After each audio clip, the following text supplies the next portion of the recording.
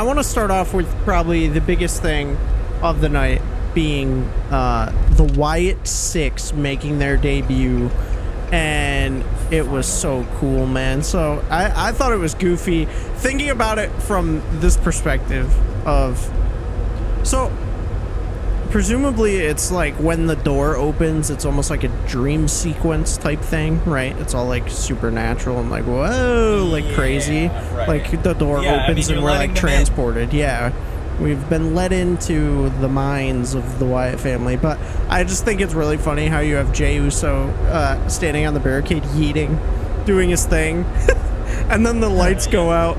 And then we are transported into the world of the Wyatt family. I'm perceiving it as like a dream sequence because they go back there. So Nikki Cross comes out in her Wyatt getup.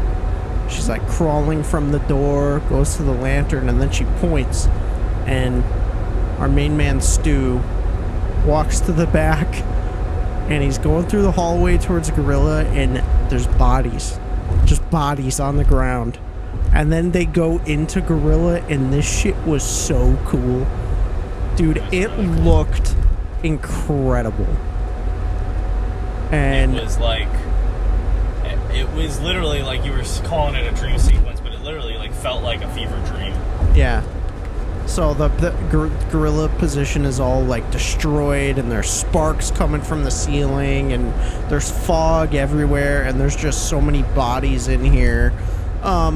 We can name some of the bodies, like Carmelo Hayes was dead on the ground. We had Gunther dead on the ground. We had a few different people. But the way I've seen a couple different takes of like people pointing out all the bodies and stuff, but in my perception, in my opinion, I think they just needed bodies, right? So I don't think we should point out everyone who was dead, but the one that they did make a big point was when they walked past Gorilla, and in this hallway, Chad Gable has like a bullet hole in his head, and he's dripping from his forehead, and he's he's sitting on the ground. He was the only one in gear that was like dead, so that's why I'm thinking, oh, it should be a point for him. And Twitter went to fucking town with this one. Yeah, they were like, oh my god, this person's this. They're pointing out literally everyone. Yeah. Otis pulled out the gat. Otis. It was him. Otis's revenge. Howdy, Uncle Howdy and the Wyatt Sicks had nothing to do with it. It was just Otis. No, but so the bodies are just lining the room, and we had I think the person who was sitting there, I believe it was Dexter Loomis, but I forget the character that he was supposed to be. The one that was the buzzard, Mercy the buzzard. Yeah, the buzzard, yeah. That's Dexter Loomis, and then the pig is Joe Gacy. Okay. And then Eric Rowan's the rabbit. Yeah. So then they moved to the back, and you had Joe Gacy there in the pig mask holding a hammer, and at the end of the hallway is Bo Dallas standing there. He comes into camera, and his outfit is so sick, dude. Like, this whole thing is a love letter to Bray. Like, obviously, like, I think it makes sense. We were questioning the timing of like, oh, I don't know, they're waiting a long time, I don't know if it's gonna work, but it paid off, and it makes sense why they waited for Raw to do it, because you wouldn't have been able to do this at like Clash and shit, There was already so much going on. Yeah. I think it worked out. Yeah, the timing worked. The presentation is incredible. Uncle Howdy he's got Bray on his right glove, which is really cool. They all have like, both to Brody Lee and Bray, they have these like love letters to them. So I just thought it was incredible. It was a perfect way to cap off a really good episode. And also the end, the camera like follows them to the stage. It's really cool. It's really eerie. I was jumping up and down in my seat because this was just so cool. And then Uncle Howdy just says, "We're here," blows out the lantern, and that's the end of the episode. Yeah, and what a perfect way to cap off a really good episode. It really is, and I'm really excited to see what they do with them. Like, obviously, it similar to everything else on Raw. It comes down to booking. But the thing with this character and this family is, like, matches aren't really important. They're not going to be there for championships. They're going to be there for a weird supernatural, like, take, which we haven't had in a while. So, that's the thing with WWE right now is it's not really the matches that are all important. It's the stories, and I feel like that's kind of what WWE's always been. And this story in particular is going to be very interesting. Yeah, I think with supernatural stuff in wrestling, it's few and far between. But I think when it's really done right, it's so good. Yeah. It's just so funny to think of it because it's wrestling.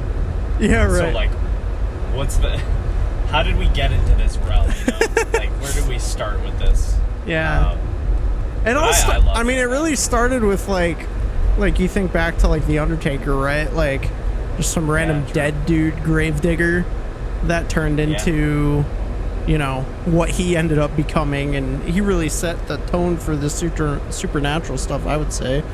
But yeah, what they're gonna do, like, it's interesting too, because leading up to this, like, all the QR codes and stuff, like, the members of the Wyatt Sicks are, like, all the teasers talked about, like, betrayal and, like, oh, we're a family now, and, like, join us and all this stuff. So I was watching Weezy Blonde put out a video of, like, her take on it, and she was like, oh, it's all, like, betrayal, and, they could go for Chad Gable, they could go for the Bloodline, they could go for, who else am I thinking of? They could go for anyone, dude. Like, yeah, I mean, there's a lot of stories right now with, like, game. Betrayal and shit like that, so. This feels like Retribution-esque in the sense of, like Retribution was a terrible stable, don't get me wrong, but, like, when I think of groups like Retribution and, like, Nexus, like, yeah, it's them against everyone else, and, like, the whole, like, we warned you and we're not gonna let up kind of thing is very, very menacing, and it's, like, ever looming, like, when are they gonna strike next kind of thing. Yeah. And I think that's what makes this really interesting, is because, like, we don't really entirely know their motive yet. And we don't know what they're going to do next. Right. But all we know is that they've built it up for, like, 3 months now, 4 months. Yeah. Maybe even longer, and it's, like, finally here, and I think it's just been built up really well in comparison to a lot of other, angles, and then, again, this is, like, one of the ones that they've invested a lot of time in, and this is what people are curious about, and, like, they're drawing attention to it, they're having the commentators, reference it, and we're getting all this deep lore that, like, again, like we said, like, probably the deepest lore to any character or group of characters that we've ever seen in wrestling. And yeah. It's just insane. Yeah, it was very well worth the wait. Like, all the teasers, everything leading up to it, like, it paid off for sure. Yeah, it's definitely, like, I can't wait to see what happens. And, like, obviously, like, I know they're going to be more of, like, it's going to be more segments than wrestling, but honestly, I can't wait to see them wrestle. Yeah. As a group, because that'll be fun. Yeah, I'm really excited to. I'm really happy for Bo Dallas too that he gets to do this, because he was, they talked about in the documentary how he was, like, he came back and he was so excited to work with Bray, and, like, they had all these ideas, and obviously Bray unfortunately passed away before they could do anything with it, but he gets to do some of this now. and I imagine he's going to carry over some of those ideas and get to play them out. So it's super exciting stuff, and you know, just the whole vibe is going to be incredible.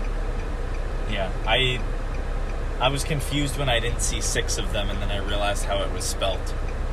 Yeah, it's spelt and I didn't six, even, like SICKS, and then SICK, and then a 6 at the end. So some people, I've seen 2 different takes on it. So one is like, oh, the 6th is Bray, like, yeah, that's what I was thinking. That, and then if they do actually do a 6th member, the only person I think I see in it is like Alexa when she comes back.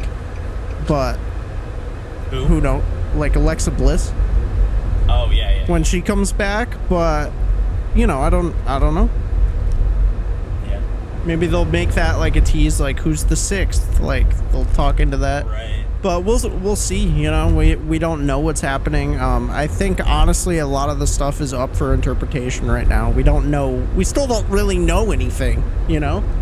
Yeah, like what are their names? Like, are they gonna go by like those original characters like Mercy the Buzzard and like Sister Abigail? Yeah. And whatever the other 2 names are, I don't know. But or are they gonna go by like Dexter Loomis? Because again, the letters were written.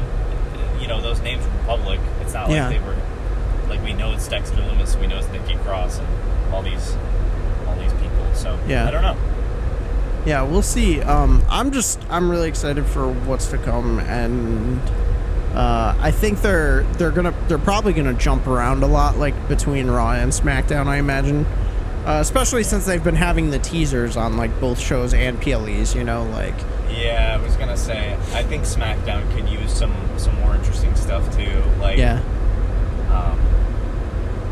And you bring up a good point with like maybe have them feud with the Bloodline. That could be cool. Yeah. Have them just like torture the Bloodline. It's funny. I think of the Bloodline, and I don't think like there's any good meshing with a supernatural, you know, gang of fucking beasts. But I want it to happen. Yeah, and Roman comes back and he's like, "What the fuck is going on?" Yeah, exactly. You know. But yeah, really exciting stuff. And is there anything else you want to say on it, or shall we? Fuck the Raw after WrestleMania, bro. From now on, it's the Raw after Clash at the Castle. I'm keeping my eyes peeled. Every year, every 2 years, however frequently they do Clash going forward. Just keep your eyes peeled. Clash at the Castle, Raw after Clash at the Castle is the show to be watching. Yeah, this was literally by and the large, best episode of Raw. Best one I've seen.